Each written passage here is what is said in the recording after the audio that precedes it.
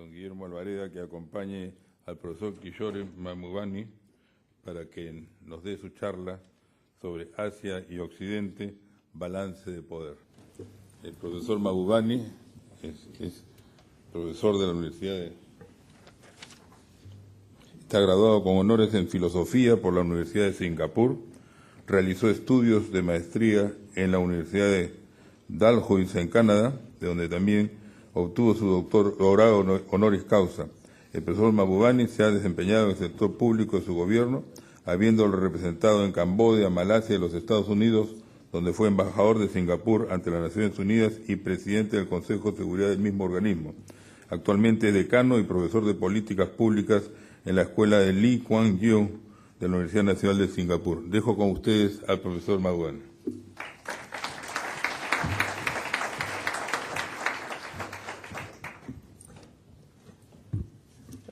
Thank you, Dr. Morales. Excellencies, distinguished guests, ladies and gentlemen. You know, I've never spoken in Latin America. When I start in America, in the United States of America, I begin with a joke. In Asia, I begin with an apology. So maybe what I'll do is I'll combine the two traditions and I'll apologize for my bad joke. But my bad joke is actually a true story. Some time ago, a colleague of mine in Singapore, who was a permanent secretary in the ministry in Singapore, went to China to call on his counterpart, a vice minister level in China. And as you know, Singapore is 75% Chinese. So when he arrived in the vice minister's office in China, he introduced himself and he said, "I'm Mr. Tan. I'm the permanent secretary of this ministry in Singapore." So there was a young Chinese lady translator. She looked very puzzled. She scratched her head,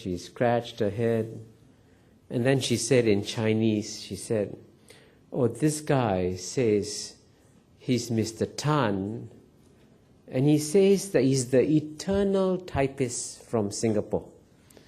So permanent secretary became eternal typist in Chinese.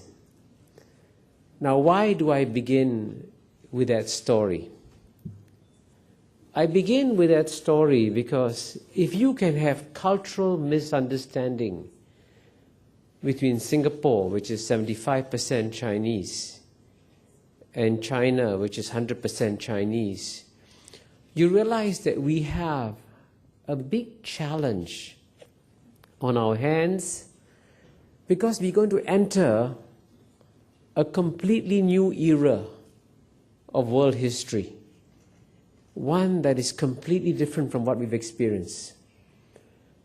And how would I characterize this new era of world history? I do it with 2 points. The first point is that we are reaching what I call the end of the era of Western domination of world history. Now let me hasten to add that the end of the era of Western domination of world history is not the end of the West. The West remains the single strongest civilization for some time to come. But instead of having one successful civilization, you'll have many successful civilizations. And this, of course, brings me to my second point, which is that you will see what I call the return of Asia. And why do I call it the return of Asia and not the rise of Asia? I call it the return of Asia because from the year 1 to the year 1820, for 1800 years, the two largest economies of the world were consistently China and India. And it's only in the last 200 years that first Europe took off and dominated the world, and then America, North America took off and dominated the world.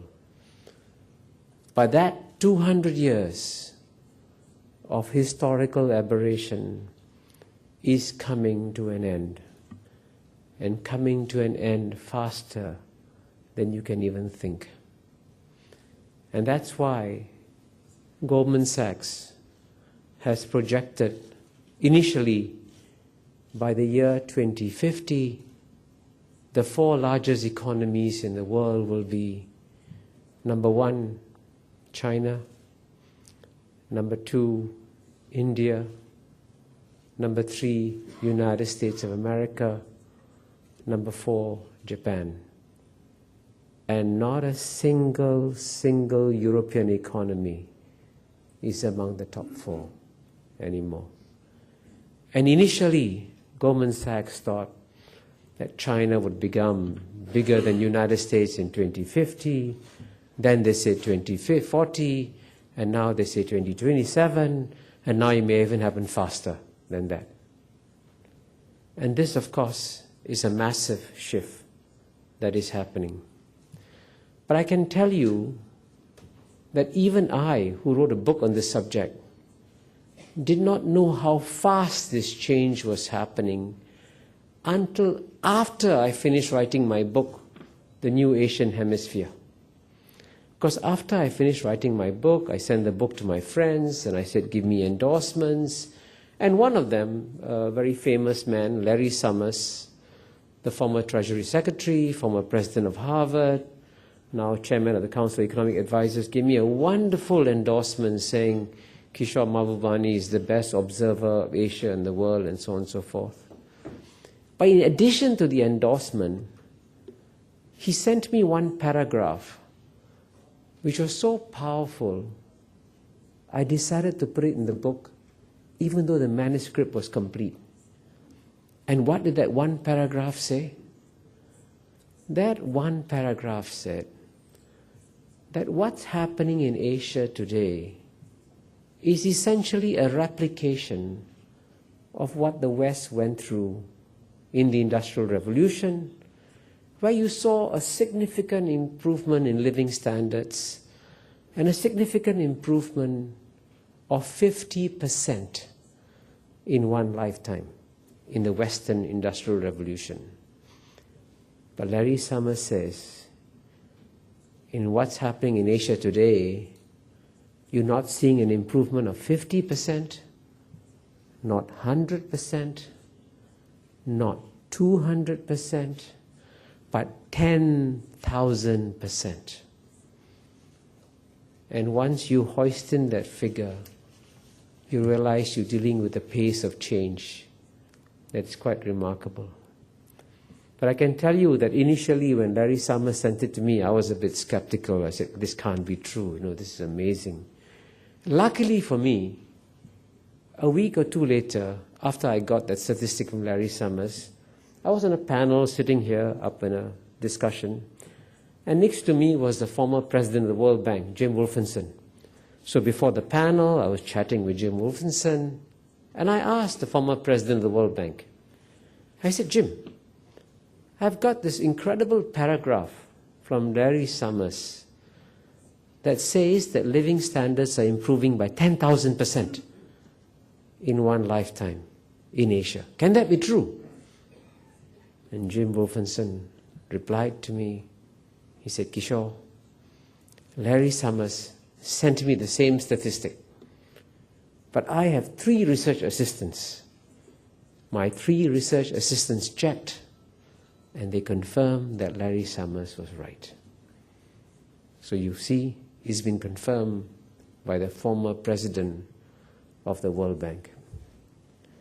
But of course, the big question is, why